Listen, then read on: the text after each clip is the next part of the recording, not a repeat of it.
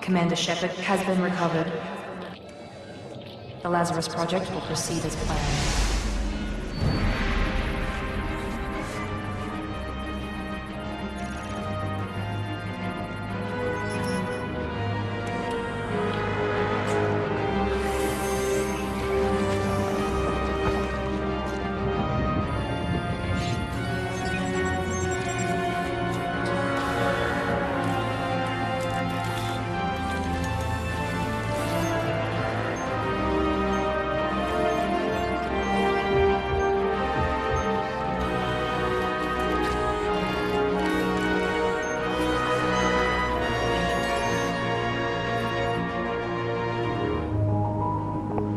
Alright, this will be my second video for Mass Effect 2, the character creation screen.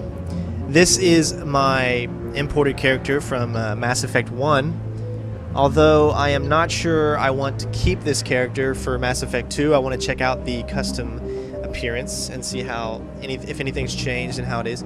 I noticed that they took away the scars, so I decided to go ahead and go with a custom project. That way I can kind of see what they got going on here and what anything different. As you can already tell, the character creation looks pretty much the same, although the graphics have been amped up a lot. I know the default class in Mass Effect 1 was the best graphical Shepard that you could have in the first game, but I do believe that the character that I end up creating here looks just as good, if not better, than the original Mass Effect 1, which says a lot for the effort, time that they went into this game. This game is split into 2 discs. If you want, shorter loading times, install the game to your hard drive, but in order to continue the story at a certain point in the game, you will have to insert disc 2 no matter if you install it or not, which doesn't bother me at all. I know this is an Xbox 360. It's possible that the PlayStation 3 version, you would have been able to have the whole game on 1 disc, but this is just fine for me. I have a PS3, a Wii, and an Xbox 360, and I love all 3 of them.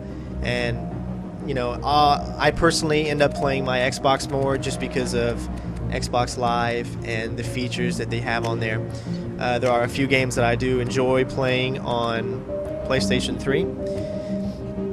And to me, it would not matter if Mass Effect was on the PlayStation 3, although I feel that if it was on all consoles, as normal games that are on all consoles do, they end up, being ported in some way and maybe a lack of quality in one of the versions. And so if they can narrow it down to either version and make it the best for that system or the minimum amount of systems they can put on, I honestly think the better, the more time they have to focus on 1 or 2, and it just makes the quality of the game a lot better. One thing that I didn't like about Mass Effect 1 character creation was the hair options. I know he's in the military. I'm in the military, and I know I can't have long hair and I can't have a beard or anything like that. But if you're going to put a beard in here, even though it's not a full beard, if you're going to put that in there, then give us a couple more options for hair.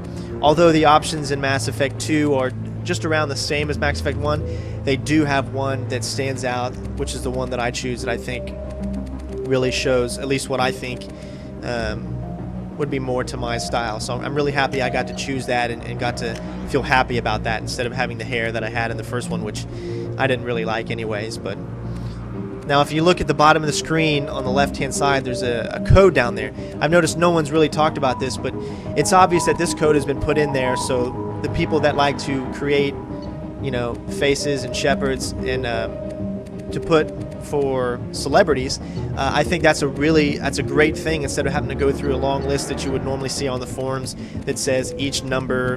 This way it's a little bit easier. You can kind of go through it a lot easier. You just put the code in, and it makes it easier for people wanting to create a celebrity Shepard, or to see what the game's custom character creation can do.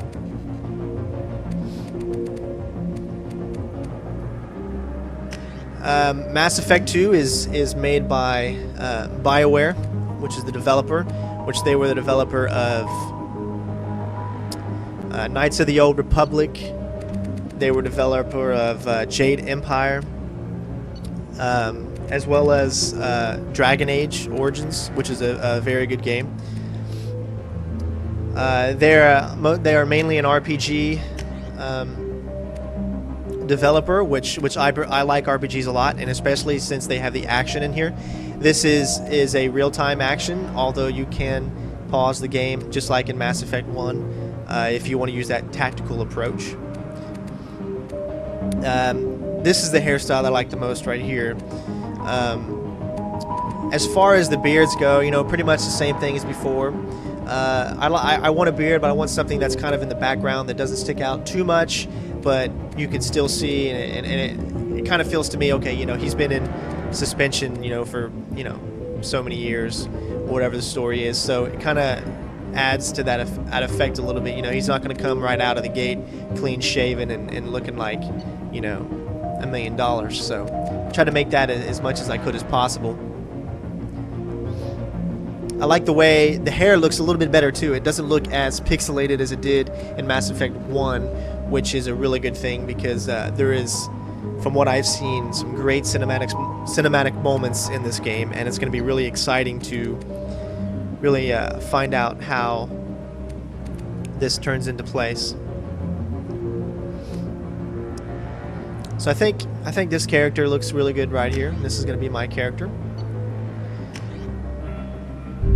As far as the presets that I want, I've always wanted to be an infiltrator. I've never been an infiltrator. I wanted to be able to use a sniper rifle. I want to use the new powers in this game, which is the cloaking device, which will be really cool. But since I'm going to go for a Vanguard this time, because I really want to try out the charge move, and the Vanguards have kind of a mixture of the biotics. I want to see how the biotics work in this one, if they're any different, if they're better or worse.